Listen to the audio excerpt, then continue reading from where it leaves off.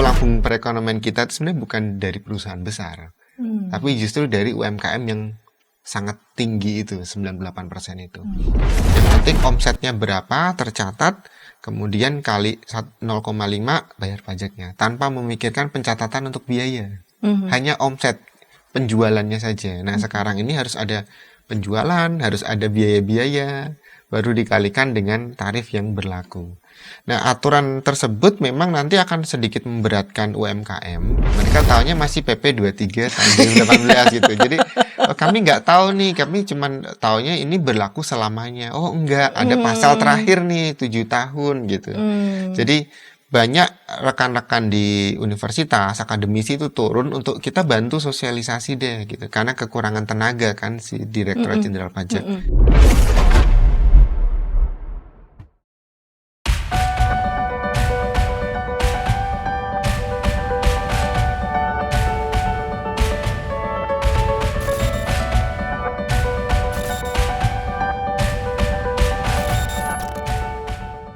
Sahabat YKB, kita jumpa kembali dalam program Krida Bagimu Negeri. Program Krida Bagimu Negeri ini diselenggarakan kerjasama Yayasan Komunikasi Bersama dengan Universitas Kristen Krida Wacana. Ukrida, tempat yang tepat menyiapkan masa depan bagi Anda bila Anda sebagai kaum muda dan masa depan bagi anak Anda bila Anda sebagai orang tua. Sahabat YKB, program Krida Bagimu Negeri ini membincang tentang beberapa hal yang sedang mengemuka di tengah masyarakat dan melihatnya dalam berbagai perspektif keilmuan seperti ekonomi, kesehatan, sosial, psikologi, budaya, dan tentu saja dalam perspektif iman Kristen. Pada episode kali ini kita membincang tentang seni perpajakan usaha mikro, kecil, menengah yang disingkat UMKM, atas berakhirnya Peraturan Pemerintah Nomor 23 Tahun 2018. Saya sebagai pemandu percakapan, Pendeta Santiani Manurung. Dan untuk membincang tentang topik ini, seni perpajakan UMKM, atas berakhirnya PP Nomor 23 Tahun 2018, kita akan ditolong oleh narasumber Bapak Septian Bayu Kristanto, SE, MSAK, CPMA, ASEAN CPA. Salam jumpa Pak Septian Bayu Kristanto. Kita jumpa kembali ya Pak Bayu. Rasanya akrab disapanya Pak Bayu, betul ya Pak? Betul, Pak Bayu. Betul. Pak Bayu, ini ada beberapa gelar MSAK, CPMA, ASEAN CPA, itu apa ya Pak? MSAK itu gelar Magister Sains Akuntansi, kemudian CPMA itu dari profesi akuntan manajemen. Kemudian yang ketiga ada ASEAN CPA, jadi itu adalah Certified Public Accountant, jadi akuntan publik profesional yang boleh beroperasi di wilayah ASEAN. Oh, yang boleh beroperasi di luar ASEAN. Nah, menarik nih Bapak Septian Bayu Kristanto dari Pusat Literasi Perpajakan Ukrida. Betul. Nah, ini menarik nih, saya baru dengar nih ada Pusat Literasi Perpajakan di kampus Ukrida. Ini sejak kapan ya Pak Bayu? Kalau SK resminya sih 2021. 2021 yang dikerjakan oleh Pusat Literasi Perpajakan ini apa Pak di kampus? Jadi awalnya itu Ukrida bekerja sama dengan Kantor Pusat Direktorat Jenderal Pajak di tahun 2009. Sebenarnya sudah cukup lama. Kemudian dari situ kita membentuk yang namanya Tax Center atau Pusat Perpajakan yang bertugas untuk mengedukasi baik dari sisi internal mahasiswa, kemudian kelompok akademisi, dan juga masyarakat di sekitar kampus.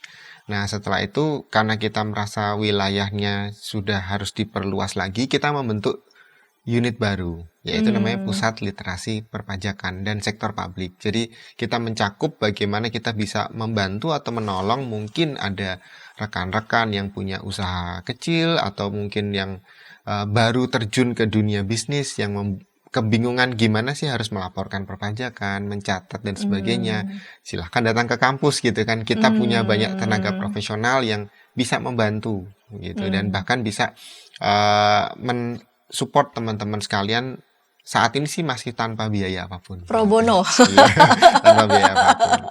Jadi betul-betul ya menolong ya siapapun yang membutuhkan bantuan dalam kaitan dengan laporan Perpajakan. perpajakan, baik itu secara pribadi ya maupun juga perusahaan. Betul. Kalau memang butuh untuk dibantu konsultasi, silakan ke kampus bertemu dengan Pak Bayu dan rekan-rekan yang lain di Pusat Literasi Perpajakan. Baik, Pak Bayu, kita akan membincang tentang seni perpajakan UMKM berakhirnya PP nomor 23 tahun 2018. Nah,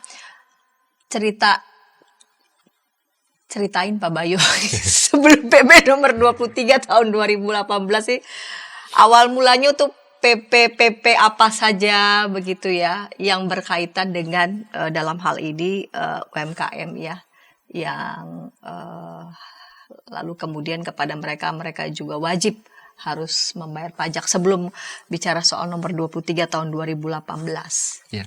Baik, sebetulnya pemerintah itu mungkin dari pemerintahan Pak Habibie gitu ya, dari presiden ketiga itu sampai ke Bu Megawati, mereka sudah tahu bahwa sejatinya di Indonesia itu tulang punggung ekonomi itu bukan dari perusahaan besar.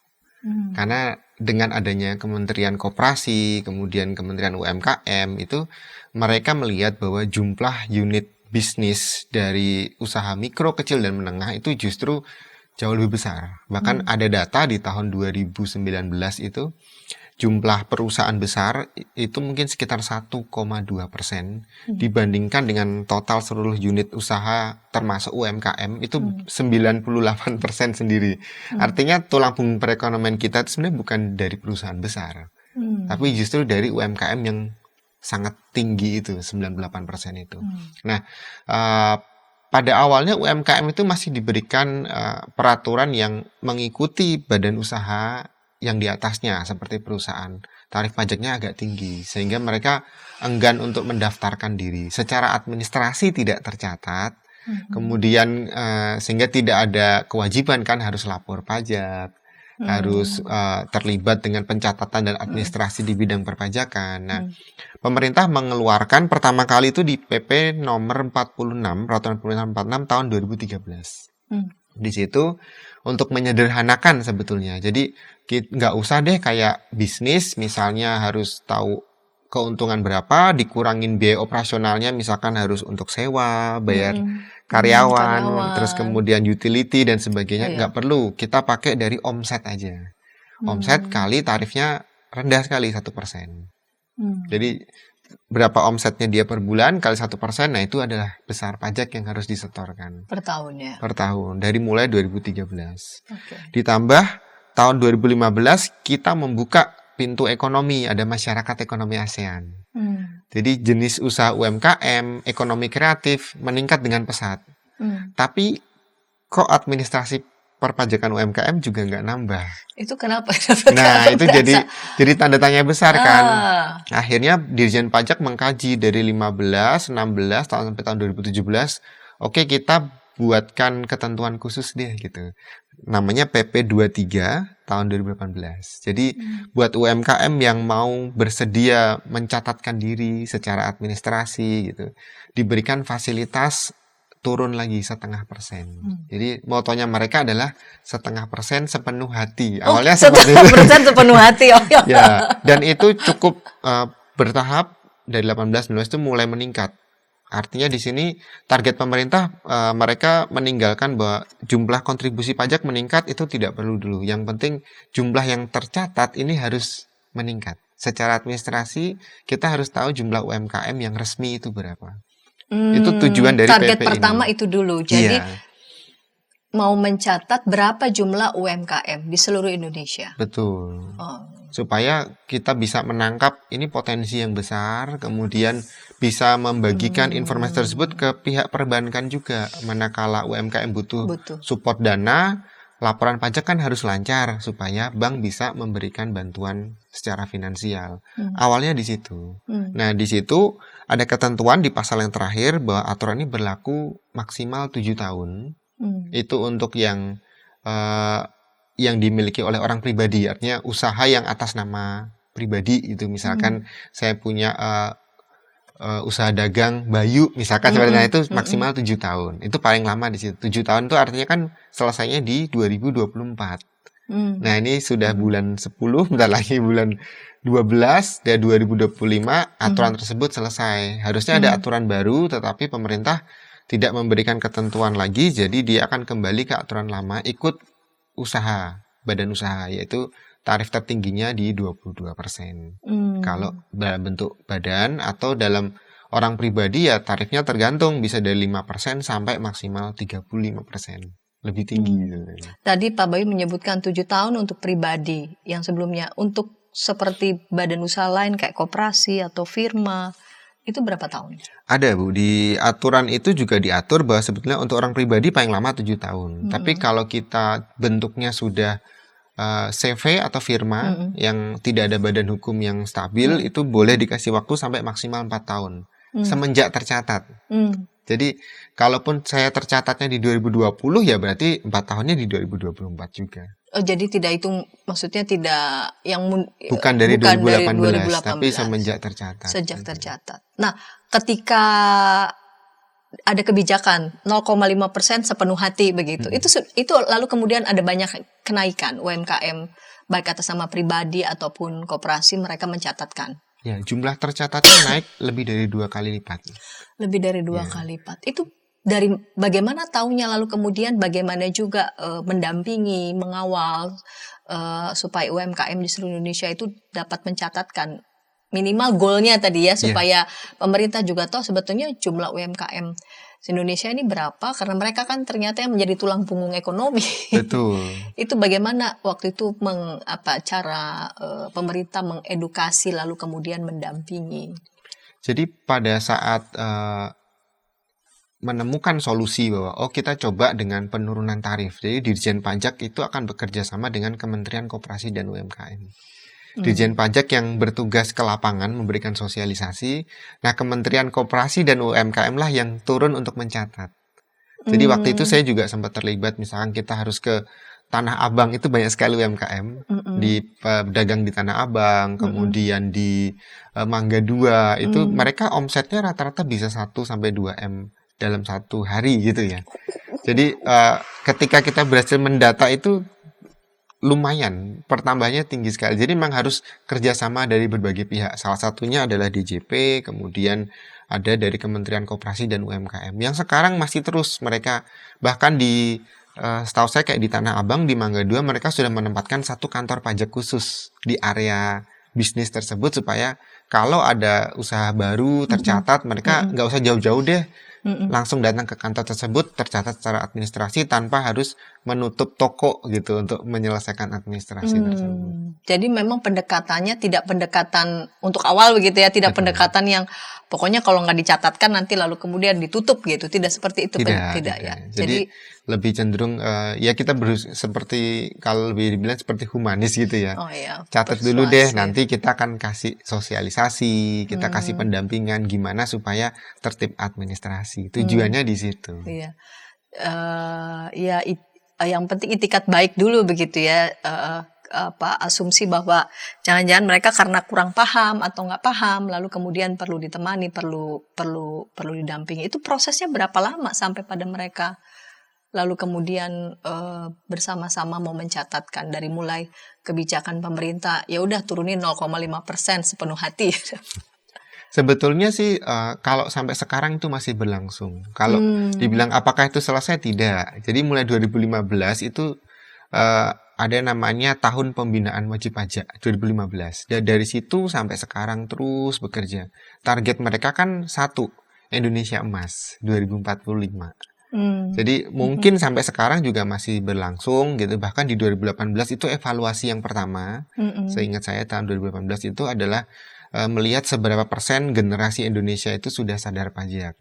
Ternyata masih di bawah 50%. Nah, terus mereka berkembang sampai akhirnya peraturan yang dikeluarkan saat ini kan sudah mau habis nih gitu. Nah, pemerintah juga mereka sudah tahu bahwa sebelum nanti akan ada keributan dari UMKM gitu kan, mereka mencoba menjembatani. Jadi dibuatlah aturan perantara di peraturan pemerintah nomor 55 tahun 2022. 2 tahun yang lalu sudah dikeluarin, di mana kalau dia mencatatkan dengan aturan tersebut, nanti ada beberapa insentif yang muncul. Misalnya ada pembebasan pajak untuk yang omsetnya sampai 500 juta itu masih bebas pajak gitu. Jadi yang di atas itu, di atas 500 ya mulai bertahap bayar pajak gitu. Jadi nggak langsung tiba-tiba 22% gitu, kaget kan. Syok. Tutup semua usaha nanti gitu. Pelan-pelan dia. Iya, baik. Kita akan lihat nanti di segmen kedua. Tadi Pak Bayu sudah sedikit ya menjelaskan ada semacam peraturan pendamping begitu ya. Iya. Tidak langsung, langsung 22%, berat sekali. Nah, kita akan lihat di segmen yang kedua, PP yang tadi sudah Pak Bayu sebutkan itu apa-apa saja dan beberapa hal lainnya yang berkaitan dengan topik ini. Kita akan bahas segmen kedua, namun sebelumnya kita dengarkan pesan-pesan berikut ini.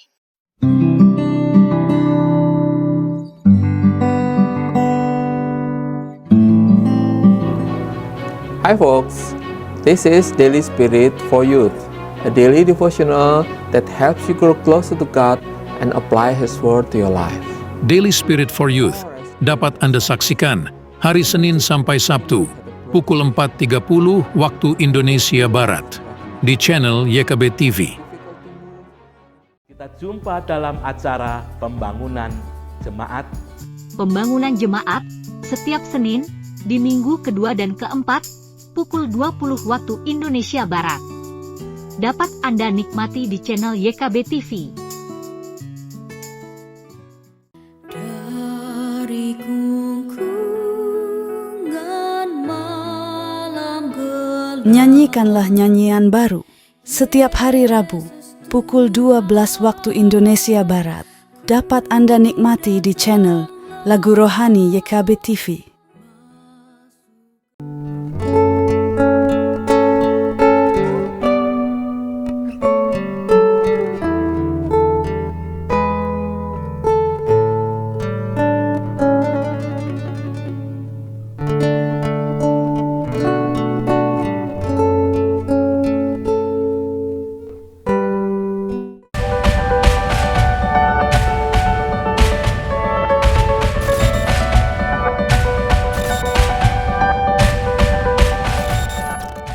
Sahabat YKB, senang masih bersama dengan kami dalam program Krida Bagimu Negeri. Pada episode kali ini kita membincang tentang seni perpajakan UMKM atas berakhirnya PP nomor 23 tahun 2018 dengan narasumber Bapak Septian Bayu Kristanto dari Pusat Literasi Perpajakan Ukrida. Kita sudah tiba di segmen yang kedua. Saya mengajak sahabat dapat berinteraksi di kolom komentar yang sudah tersedia. Baik Pak Bayu, kita lanjut di segmen yang kedua ini. Pak Bayu di segmen yang pertama sudah menjelaskan bahwa akan berakhir nih PP nomor 23 tahun 2018 di tahun 2024, di ujungnya nanti sebentar lagi di bulan Desember. Nah, karena di PP sebelumnya kan 0,5% ya, berarti kan ada beberapa kenyamanan sebetulnya mereka. Dengan berakhirnya PP tersebut, apa saja nih kenyamanan-kenyamanan UMKM yang terhenti nih Pak Bayu? Ya. Kalau kenyamanan sih sebetulnya yang paling kerasa adalah tarif. Ya. Tarifnya kan cukup rendah sekali, cuma 0,5% dari omset. Gitu. Nah di aturan yang terbaru memang tarifnya mengikuti badan usaha. Kalau dia perusahaan atau bentuknya badan usaha yang punya kekuatan hukum, relatif tinggi 22%. Tapi kalau dia atas nama pribadi, itu variatif dari mulai 5% sampai 35% tergantung berapa besar omsetnya. Nah, tetapi yang perlu dicatat adalah perlu adanya pencatatan keuangan. Artinya kalau usaha kecil terkadang kan pencatatan keuangan masih berantakan, bukti-bukti transaksi juga nggak selengkap kalau di perusahaan. Ya. Ini juga jadi kendala yang mulai dipikirkan. Kalau kemarin kan yang penting omsetnya berapa tercatat, kemudian kali 0,5 bayar pajaknya, tanpa memikirkan pencatatan untuk biaya. Hanya omset penjualannya saja. Nah sekarang ini harus ada penjualan, harus ada biaya-biaya, baru dikalikan dengan tarif yang berlaku. Nah, aturan tersebut memang nanti akan sedikit memberatkan UMKM, sehingga pemerintah akan melihat sebelum 2 tahun sebelum selesai, di tahun 2022, mereka sudah membuat satu ketentuan transisi. Kita menyebutnya ini semacam relaksasi, gitu. Jadi supaya nggak tiba-tiba kaget, gitu ya. Dengan terbitnya PP 55 tahun 2022, di situ ada 2 bantuan sebetulnya untuk UMKM. Yang pertama, mereka mulai berpikir untuk membentuk badan usahanya jadi lebih stabil secara hukum. Artinya mulai berpikir bentuklah PT misalnya gitu, atau bentuklah unit usaha. Jangan atas nama orang pribadi. Karena kan variatifnya sampai tinggi, tarifnya kan 35% kalau orang pribadi. Kalau dalam bentuk badan usaha kan stabil, satu tarif cuma 22%. Jadi mungkin lebih menguntungkan kalau yang menggunakan tarif tunggal. Itu yang pertama. Yang kedua juga harus meningkatkan kapasitas, artinya harus mulai belajar. Ada pembukuan, pencatatan keuangan, karena ada fasilitas yaitu pakai norma perhitungan. Jadi nanti pakai ketentuan 50%. Jadi berapa omsetnya kali 50%. Diasumsikan oleh pemerintah 50% itu untuk biaya-biaya gitu. Jadi nggak usah terlalu detail untuk administrasi berapa, operasional berapa gitu. Sehingga ini juga dianggap sebagai salah satu keuntungan sebelum mereka siap dengan tarif yang berlaku normal seperti perusahaan-perusahaan yang lain. Kira-kira itu. Nah, baru setahun kemarin kalau nggak salah, PP 55 ini kan kurang efektif. Kemarin saya lihat. Banyak UMKM yang belum terlalu mengerti bahwa ini gimana sih caranya. Akhirnya pemerintah... Kurang efektifnya seperti apa tuh Pak Bayu? Kurang efektif sehingga UMKM merasa belum paham, belum mengerti. Sosialisasinya lebih sedikit sih Bu, jadi kurang. Jadi banyak yang kalau kita tanya UMKM tahu nggak informasi ini? Nggak tahu. Mereka tahunya masih PP 23 tahun 2018 gitu. Jadi kami nggak tahu nih, kami cuma tahunya ini berlaku selamanya. Oh enggak, ada pasal terakhir nih 7 tahun gitu. Jadi banyak rekan-rekan di universitas, akademisi itu turun untuk kita bantu sosialisasi deh gitu. Karena kekurangan tenaga kan si Direktorat Jenderal Pajak. Nah, akhirnya upaya itu direspon dengan akhirnya setahun kemarin muncul, udah deh kita kasih stimulus. Kalau masih 500 juta bebas pajak. Ibaratnya seperti itu. Jadi ada batasan untuk yang dapat omset 500 itu masih 0%. Tapi nanti ketika omsetnya di atas 500 baru itu dikenakan pajak. Jadi UMKM nggak begitu kerasa banget karena lumayan 500 juta kalau kita hitung kan itu bisa untuk mungkin 1 atau 2 bulan omset lumayan bisa nutup gitu untuk nggak usah bayar pajak. Kira-kira seperti itu. Jadi perjalanannya agak rumit karena kurangnya sosialisasi dan waktunya cepat juga ini dalam tiba-tiba aja sudah mau selesai kan gitu, nggak kerasa sama sekali.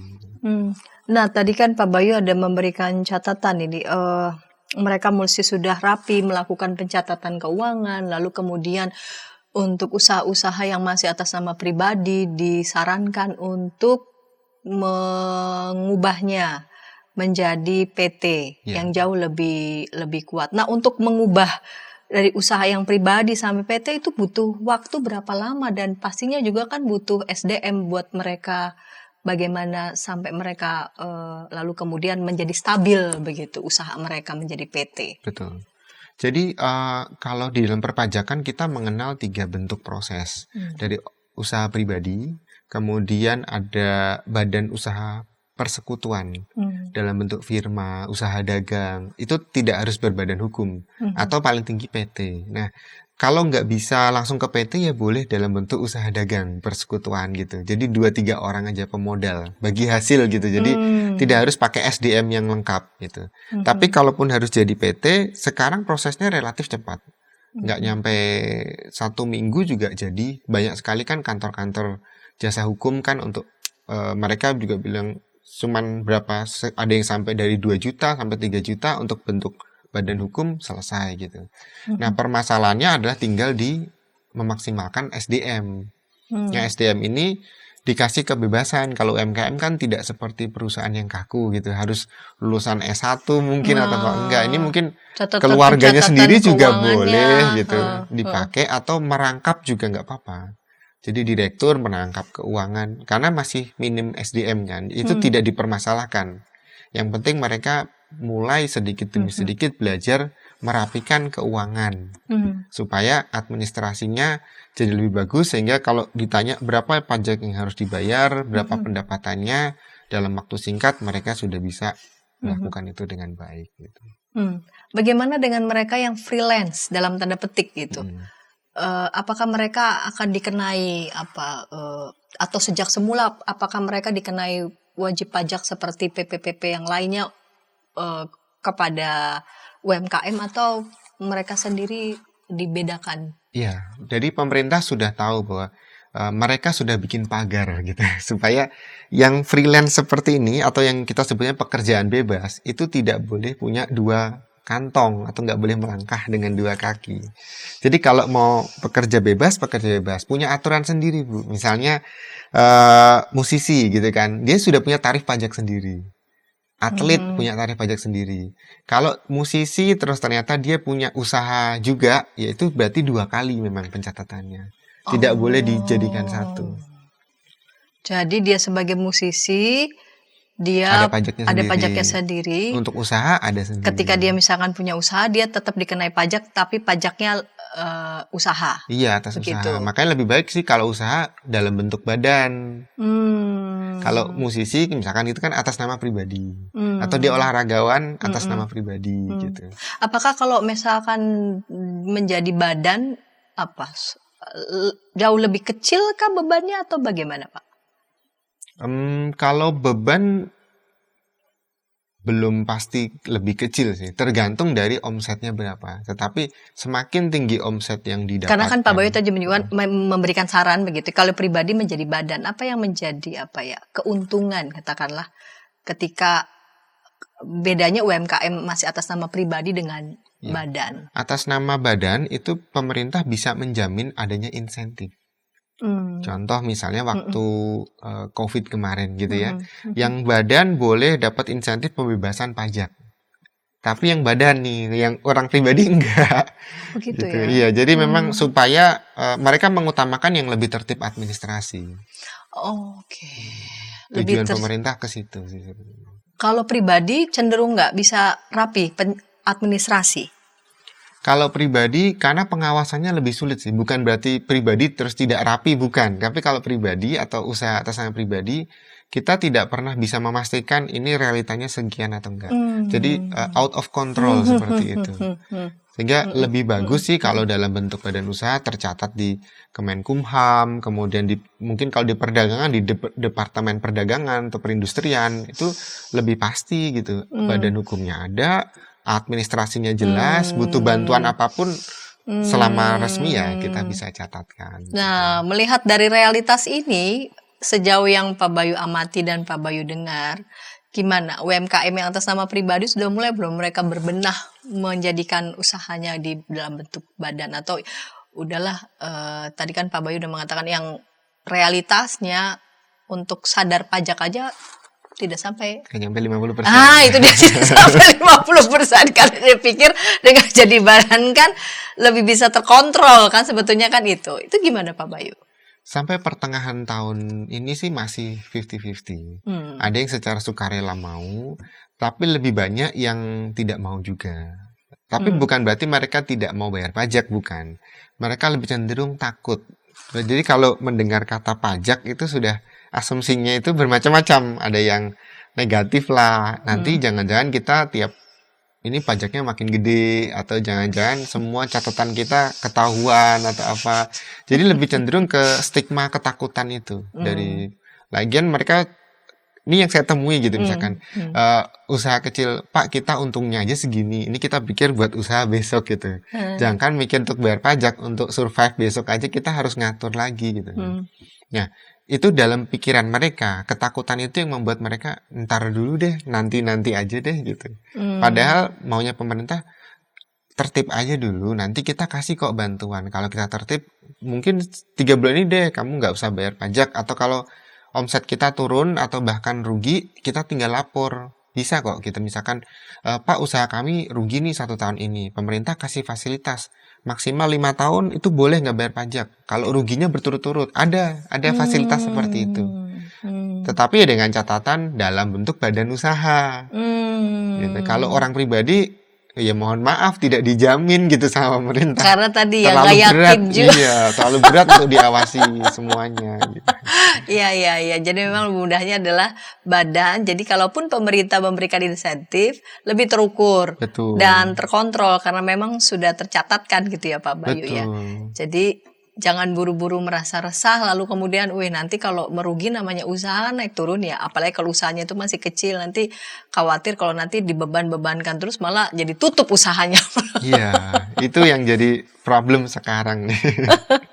Baik, Pak Bayu. Lalu kemudian nanti di segmen ketiga kita akan dengarkan bagaimana ya apa saja nih dukungan pemerintah ya buat UMKM menjelang ini bentar lagi nih PP-nya udah mau berakhir di tahun 2024 di segmen ketiga. Namun sebelumnya kita dengarkan pesan-pesan berikut ini.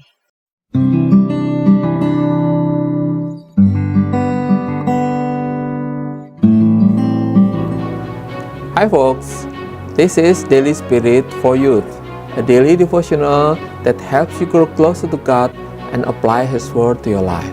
Daily Spirit for Youth dapat Anda saksikan hari Senin sampai Sabtu pukul 4.30 waktu Indonesia Barat di channel YKB TV. Kita jumpa dalam acara pembangunan jemaat. Pembangunan jemaat setiap Senin di minggu kedua dan keempat pukul 20 waktu Indonesia Barat. Dapat Anda nikmati di channel YKB TV. Dari gungkungan malam gelap. Nyanyikanlah nyanyian baru setiap hari Rabu pukul 12 waktu Indonesia Barat. Dapat Anda nikmati di channel Lagu Rohani YKB TV.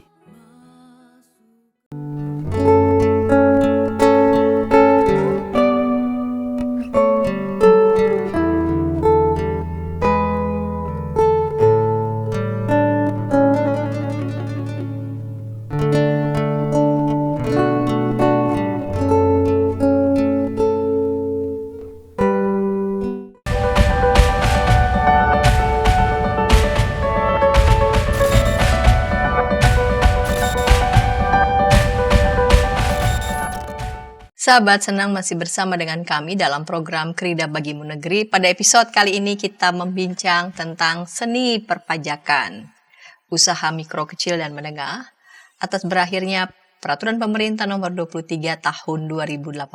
Kita memasuki segmen ketiga, segmen penutup dengan Bapak Septian Bayu Kristanto dari Pusat Literasi Perpajakan Ukrida. Baik, Pak Bayu, kita lanjut di segmen ketiga, segmen penutup ini.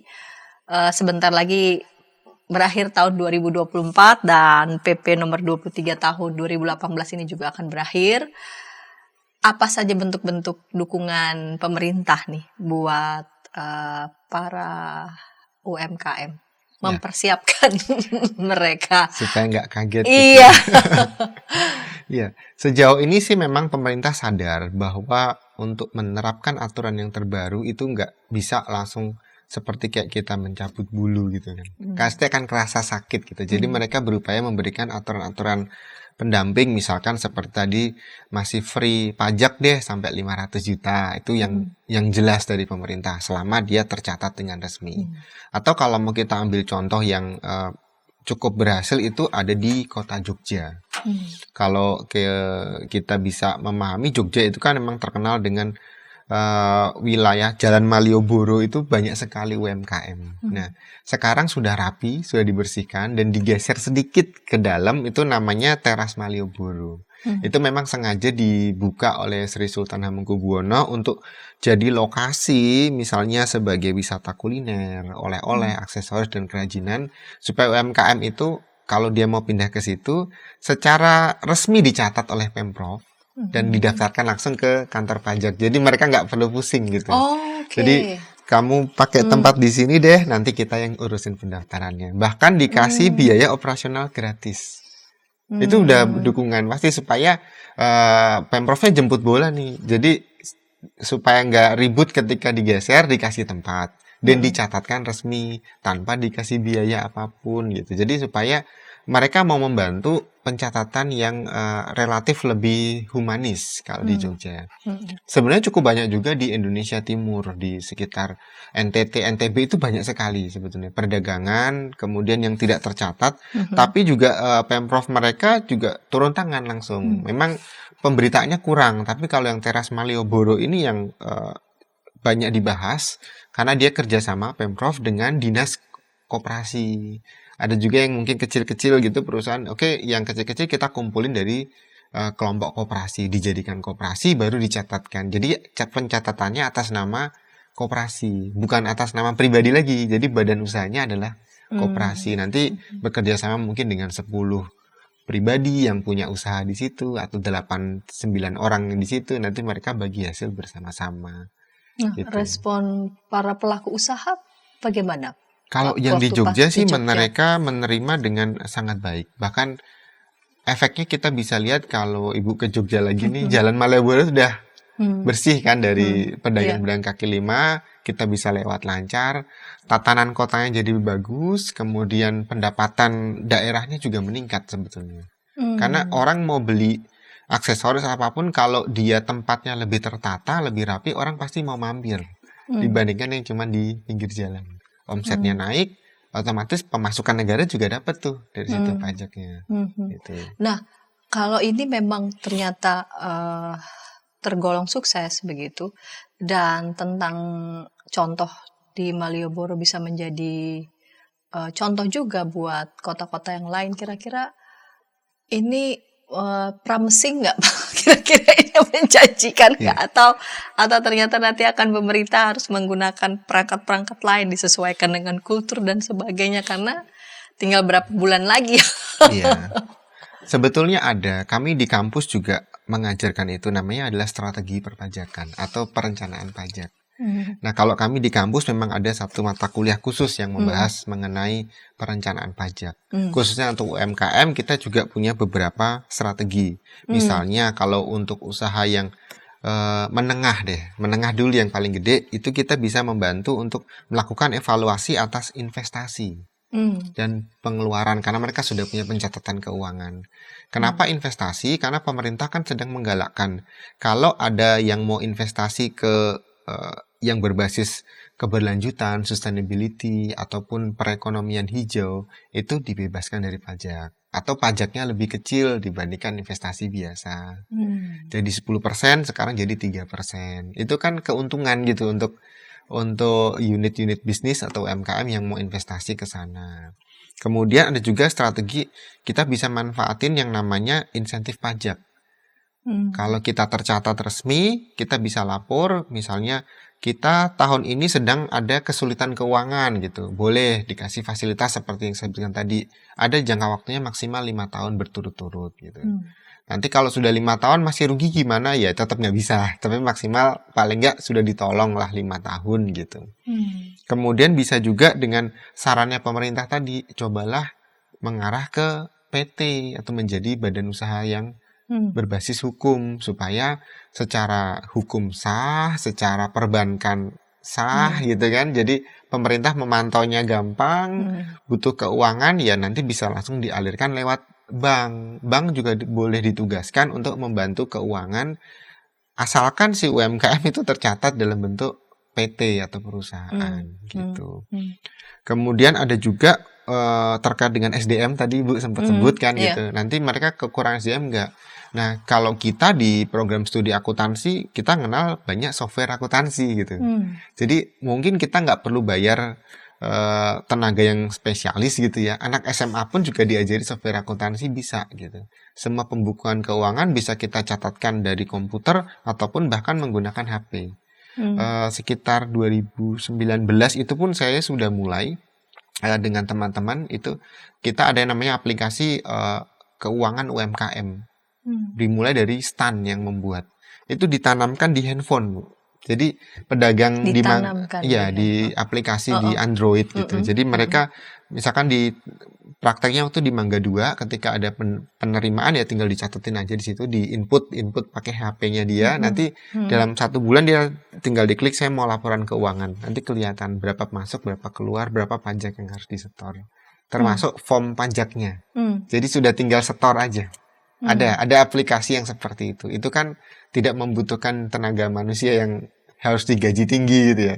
Cukup biaya aplikasinya, butuh internet aja karena aplikasinya gratis gitu. Seperti itu. Dan juga yang pasti sih kalau kita nggak bisa pakai tenaga konsultan pajak, kan bayar kalau konsultan pajak. Betul. Boleh cari kantor pajak setempat. Di sana ada bagian humas, bagian pelayanan masyarakat, bisa coaching, bisa kasih konsultasi gratis, atau seperti kita di kampus-kampus itu juga dibuka. Seperti di Ukrida kan ada pusat literasi pajak, ada pusat perpajakan sendiri kalau yang mau belajar ilmu pajaknya ada gitu. Untuk butuh konsultasi doang juga ada di situ. Jadi setiap akademisi yang bekerja sama dengan Direktur Jenderal Pajak pasti menyediakan satu ruang, satu area untuk masyarakat umum boleh ke sana mendapatkan bantuan terkait dengan perpajakan tanpa dipungut biaya apapun. Karena memang sudah ada ketentuan bahwa kita tidak boleh mengambil biaya berapapun demi pelayanan publik. Kalau publik tidak boleh. Kalau untuk private, nah silahkan gitu. Tapi kalau untuk publik jangan. Gitu. Kira-kira itu sih Bu strateginya. Oke, Pak Bayu. Rasanya PP yang nomor 23 tahun 2018 akan selesai nih 2024. Betul. Dan pemerintah akan mengembalikan sebetulnya ya. Itu dasar pemerintah mengembalikannya pasti juga sudah melewati evaluasi. Betul.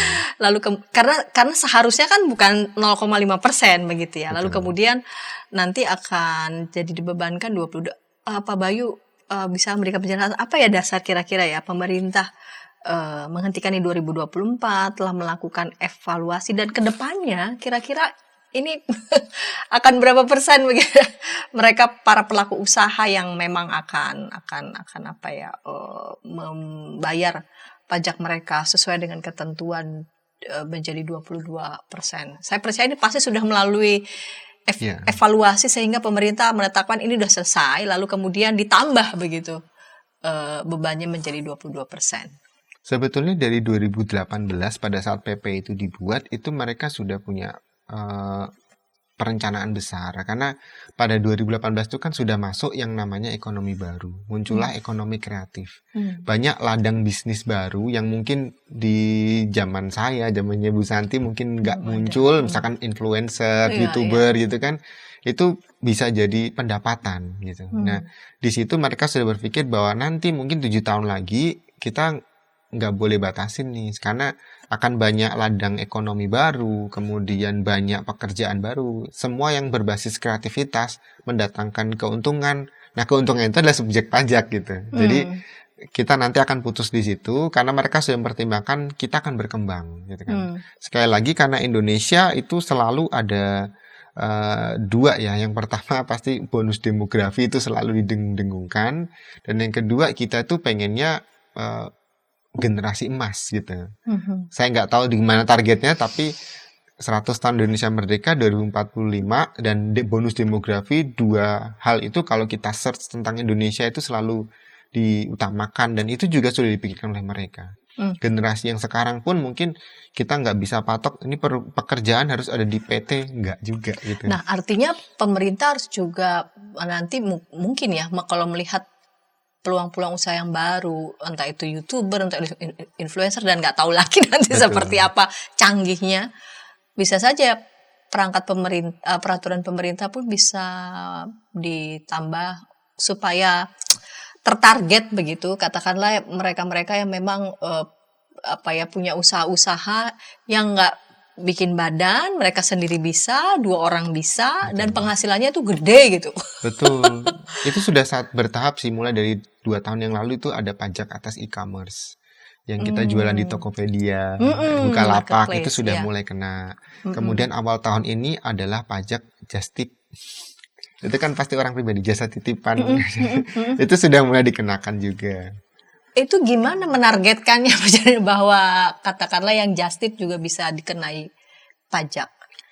Dari volume transaksi sih. Sebetulnya paling gampang itu adalah yang melakukan transaksi atau yang melakukan titipan kalau kita belanja dari luar negeri. Nah, ketika masuk ke wilayah Indonesia itu kan terdata ya. Titipannya di kepabeanan di imigrasi itu tercatat dan kita punya standar $500 deh, itu yang masih free. Tapi kalau lebih dari $500 ya itu ada pajaknya. Nah, di situ kita mulai bertahap. Nah, sekarang yang lagi mau diurus adalah terkait influencer, kemudian karena media itu kan sudah bukan lagi jadi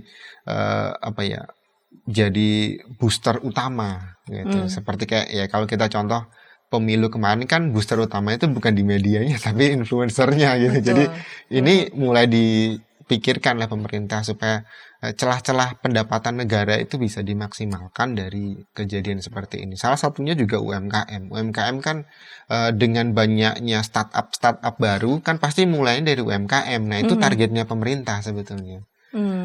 Tolong catatkanlah secara resmi seperti itu supaya ketika kamu besar gitu kan kita bisa support kalian. Ibaratnya pemerintah seperti itu. Support kalian dan juga melalui pajak juga Indonesia bisa dibangun. Betul. Dan terjadi memang sungguh-sungguh pemerataan pendidikan, pemerataan kesehatan, pemerataan kesejahteraan dari Sabang sampai Merauke. Pada akhirnya akan ke sana. Harusnya begitu, iya. Pak Bayu, ini kita sudah tiba di menit terakhir segmen penutup dan juga di episode kali ini Pak Bayu dapat menyampaikan semacam resum dari percakapan kita ataupun juga pesan khusus untuk para sahabat berkaitan dengan topik yang kita bicarakan ini nih, seni perpajakan UMKM atas berakhirnya PP nomor 23 tahun 2018. Mari Pak Bayu. Jadi dengan berakhirnya PP 23 tahun 2018 di akhir Desember nanti gitu kan, para UMKM jangan takut gitu ya, karena ada banyak cara atau banyak strategi yang bisa kita lakukan supaya tidak langsung terbebani secara berat gitu kan.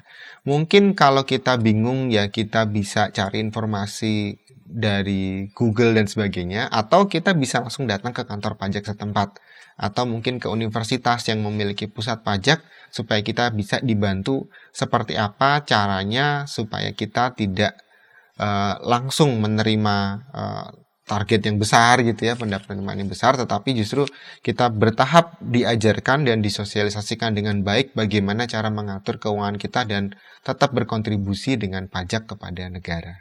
Ya, terima kasih Pak Bayu untuk kesediaan sebagai narasumber pada episode kali ini tentang seni perpajakan UMKM atas berakhirnya PP nomor 23 tahun 2018.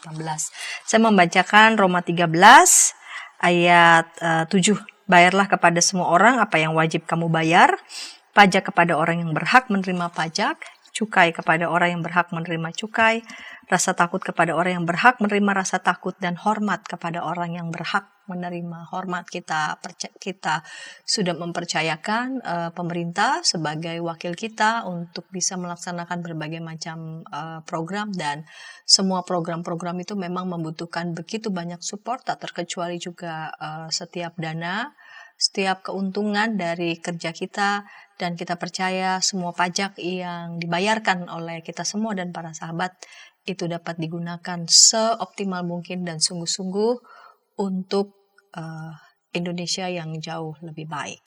Kita jumpa kembali di pekan yang akan datang dengan topik-topik menarik lainnya dalam program Krida Bagimu Negeri. Sampai jumpa.